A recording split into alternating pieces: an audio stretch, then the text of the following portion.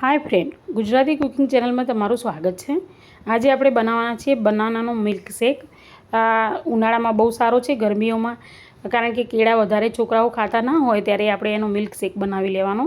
તો મેં અહીંયા 3 બનાના લીધા છે. તો આપણે એને સારી રીતે છોલી લેવાના છે, એકદમ તાજા જ છે. હવે એને મિક્સર જારની અંદર એડ કરીશું. તો બધા એમ કરી અને આપણે મિક્સર જારની અંદર એડ કરી દેવાના છે. તો આ મિલ્કશેક પીવાથી તમારે છે ને બોડીની અંદર કેલેરી બહુ વધે છે અને ગરમીમાં ખૂબ જ સારું છે. તો આને બનાવીને સવારથી જ ફ્રીજમાં મૂકી દેવાનું, એટલે ઠંડુ પીવે ને તો એની સાથે કેળા પણ ખવાઈ જાય ને દૂધ પણ પીવાઈ જાય અને સારું એવું એ લોકો હેલ્ધી ખાઈ શકે છે. તો આ રીતે મેં અહીંયા મૂક્યો છે ને અંદર આપણે નાના એવા પીસ કરી દઈશું અને ત્યાર પછી એને થોડું દૂધ રેડી દેવાનું છે. હવે દૂધ છે ને તાજું જ લેવાનું છે, કંઈ ગરમ કરવાની જરૂર નથી. આપણે તાજું ફેટવાળું દૂધ જ લીધું છે. તો સારું એવું દૂધ અહીંયા મેં મૂક્યું છે અંદર અને ખાંડ નાખી છે. તો હવે આપણે એને ક્રશ કરી લઈશું સારી રીતે અને એનો જ્યુસ બનાવી દઈશું. તો ક્રશ થઈ ગયું છે, તમે જોઈ શકો છો કેટલો મસ્ત મજાનો બની ગયો છે. ટેસ્ટમાં પણ એટલો જ સારું લાગે છે.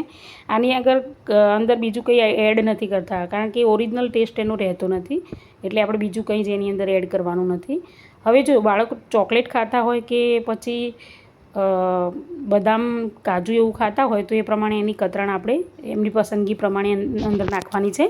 તો મારા બાળકો બદામ અને ચોકલેટ વધારે ખાય છે, એટલે હું એની કતરણ કરી અને ઉપર નાખી અને ફ્રીજમાં મૂકી દેવાના છે સરસ રીતે ઢાંકીને. અથવા તો ખુલ્લો મૂકો તો ફ્રીઝરમાં વાંધો નહીં, તો બરફ પણ બની જાય છે અને એ પણ ખાવાની મજા આવે છે, પણ જ્યુસ પીવાની વધારે મજા આવે છે. તો આપણે એને જ્યુસ ફ્રીજમાં મૂકી દઈશું. ફ્રીજમાંથી કાઢી અને એને જો કાઢી લીધો છે મેં, સારો એવો મસ્ત ઠંડો થઈ ગયો છે. તો એની અંદર આપણે ગ્લાસની અંદર સર્વ કરીશું. તો ગ્લાસમાં આપણે એને કાઢીશું. તમે જોશો કેટલું સરસ જ્યુસ બની જાય છે. પ્લીઝ આટલા સરસ વિડીયો બનાવું છું, રેસીપી બનાવું છું, સબસ્ક્રાઈબ કરો. સબસ્ક્રાઈબ કેમ નથી કરતા? અને લાઈક કરો અને કોમેન્ટ કરીને જણાવો કે તમને મારા વિડીયો કેવા લાગે છે અને તમે ક્યાંથી જોઈ રહ્યા છો પ્લીઝ. અને આ ઓરિજિનલ અને ટ્રેડિશનલ વસ્તુ છે, આની અંદર કંઈ ઇન્ક્લુડ કરેલું નથી. એટલે આ રીતે જ પીવો અને જ્યારે પણ તમને પીવાની ઈચ્છા હોય ને એ દિવસે સવારથી બનાવીને ફ્રીજમાં મૂકી દેવો, તો બાળકો એને સારી રીતે અને મોટાને પણ પીવા માટે કેલેરીયુક્ત છે અને સારી એવી કેલેરી સચવાઈ રહે છે.